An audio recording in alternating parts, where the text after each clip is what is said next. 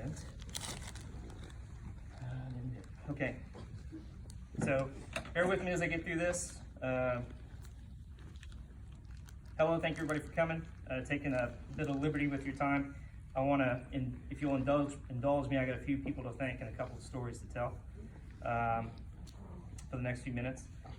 Today is a great day for me, but really it's, like BT said, it's about the memories from my kids, Ross, Jack, and then Jude. Hopefully you guys will remember this day. So I wanted to be a little bit human here, so bear with me. I want these people who made me to know that I love them, who made me who I am. And I want to give a few perspectives of my life today for my family, to see the whole me. So thank you, and I'll be as fast as I can. So Mom, I was 16 and a high school senior, and I brought a recruiter to your house. And he was in a white Chevy Corsica. I had you and Dad sit down, and you listened to him talk, and then I begged you to let me join the Army National Guard and to be a helicopter mechanic. You cried, but you signed it anyway. Gotcha. Sucker. Thank you, Mom, for believing me. As I stand here, a 46-year-old man with 4 kids and a life of experiences, I am still just Scotty on the inside, just that young kid. And That little boy. So thank you for letting go of me and let me do what I wanted to do. And thank you for everything. I know I made you proud. So kids, take note. Thank your parents. And I'll see you in a couple years.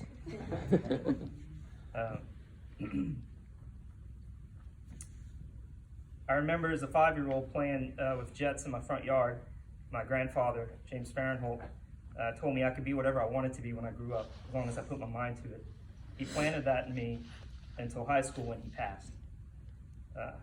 It was then that I learned that he could not read or write, and he earned his living working the docks in the French Quarter as a shoreman, a longshoreman. He is the reason that I never accepted no as an answer to anything that I wanted to do. My Uncle Henry, we do not share the same blood, but you are the most father figure person I have in my life. And the reason that I joke a lot is because of you. But you also have a sense of service and humanity. Uncle Henry, you've been leading me unknowingly my entire life. And since I was a toddler, I love you, and I could not be more grateful to have you here today, celebrating the end of my military service. I have always respected you and your service in Vietnam. Through you and my dad, I understood what sacrifice meant, what consequences of service meant, and how important it was to serve something greater than yourself. Make no mistake, you are directly responsible for why I'm standing here. Thank you for making my life's goals honorable and meaningful to our country. May my kids see this moment as well and remember it.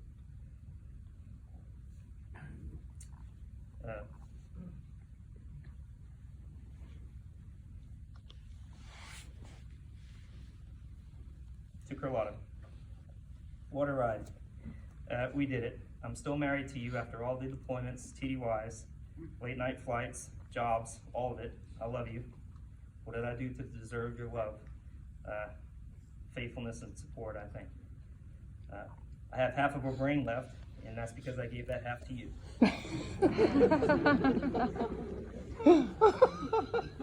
Being a military spouse means you're both parents a lot of times, your mom and your dad during deployment. You can't keep a weekly schedule that you want because I'm flying and this flight schedule changes every week. And most importantly, you cannot count on me to be home when you need me to be. I'm so lucky to have such a resilient you. Thank you for keeping my family together. Time after time, I deployed and thankfully returned. Not everyone gets to come home. So God bless their families.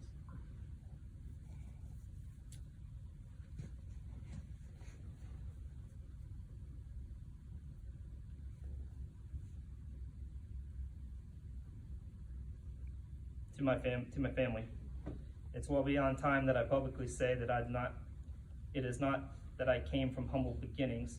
It is not that I had no opportunities. It's that I came from you guys. I came from a family that loved me and believed in me.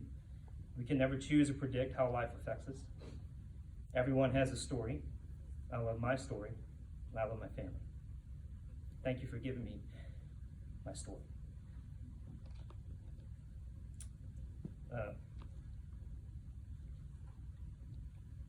One of my toughest memories was Jack meeting me at the door.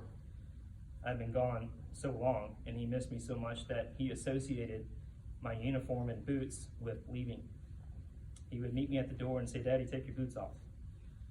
You're not leaving, take your boots off." You're about 3 years old. It was his sign that I wouldn't leave again. It was bags packed, boots at the door. He knew, well, I'm not deploying anymore. My time is done. To my friends, Andy and Bill, thank you both. You're my brothers for being here. Bill, you inspired me to pursue a career. While you flew private jets and you were a dapper CW2 helicopter pilot, flying jets on the civilian side, driving a Corvette, who wouldn't want to be you? Plus you're tall, so you had that going. You're a godfather to Jude, and I love you, Bill. And to Andy, I met you through Bill, and we had some good party times, had a lot of fun, and then we both grew up, and because of you, I've had the time and the relationship with my daughter, and your love and your family. So thank you very much for what you've done for me and my family and how we got here. Thank you.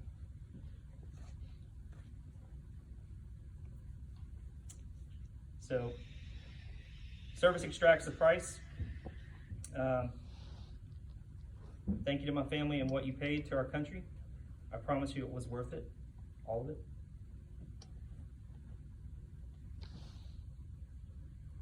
And for a lot of the folks in here, I don't want to roast everybody. We'll go across the street, maybe have a beer or two, and I'd love to catch up with you and see you. But everybody in this room means something to me. They say it takes a village to raise a kid. They also say that there's a village idiot. And you're my village. So thank you. I had a lot of, I flew around the world with you. Well, half of it. Dave Jordan flew with you halfway around the world. I just want to take a moment to recognize you. You meant a lot to me as my first co-pilot going out on our aircraft commander deployment. And I have just thoroughly enjoyed flying with you every time. And now I get to sit next to you as a test pilot. And I'm in awe at how just great you are. And it's been my pleasure to fly with you, Jake, Joel, Nick, all you guys here, all the men and women in the 417th. Thank you for letting me come in here and be part of this team, as well as all the folks from Det One and support folks, Gurn Dog Matt, everybody. It's a wonderful place to be. And BT, we've talked about it. It's when you go to work and you have a bunch of competent, brilliant, smart, energetic, fun people that's really moving the football and doing incredible things. How can you not be proud of that? So they say if you love what you do, you'll never work a day in your life. You guys have been having me working my ass off. I'm just joking. No, I've loved it, man. I've loved every bit of it with you guys. So I want to take a moment and just recognize a few people. Let's see here. To my wife, thank you for everything you've done for our family and your service to our country. Thank you. Love you.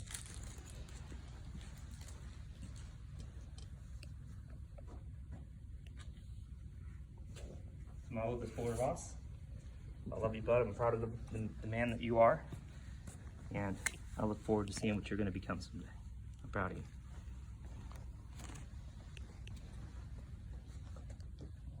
To my mini-me, Mischief. He's known by many names. Mischief, Meatball, Bug. I love you, bud. I'm proud of you. Smart.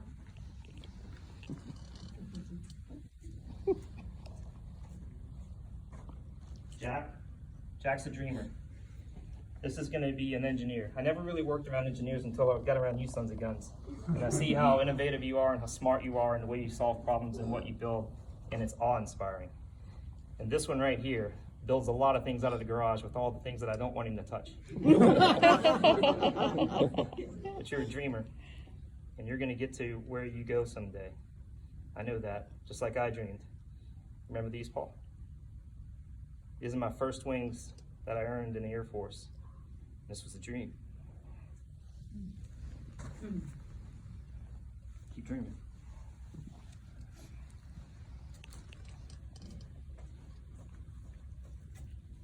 You know, we have to carry certain equipment on us when we fly.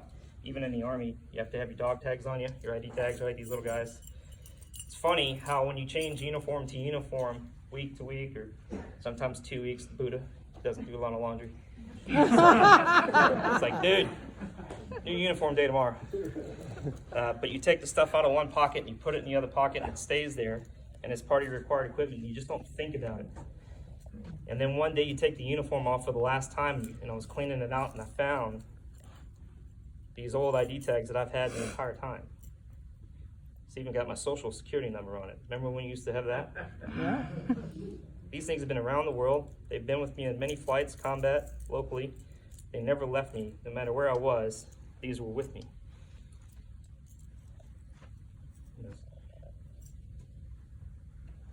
Emma, you've always been with me. No matter where I went. It's always been about you. I want you to look at it. I love you.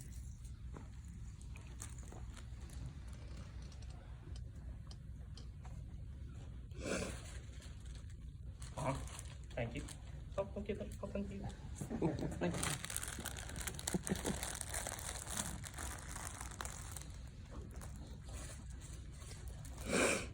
Emma, these are for you. You're beautiful.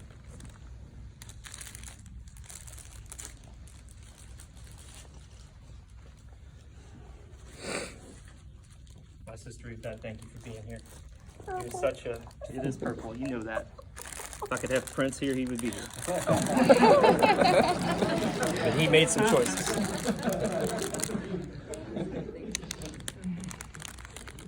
So, thank you all for being a part of my life, being a part of my story, and spending time with me and giving me your families, Craig, Tina, Lou, Paul, everybody that's here. We've never kind of cut the military civilian thing. We've all just been one big group of people who's just trying to live our lives and do the best we can. And I've had just the most phenomenal time with all y'all. So thank y'all very much for a life that I have since I was 17 years old, and we'll see what comes of it. So I appreciate everybody here, and thank you.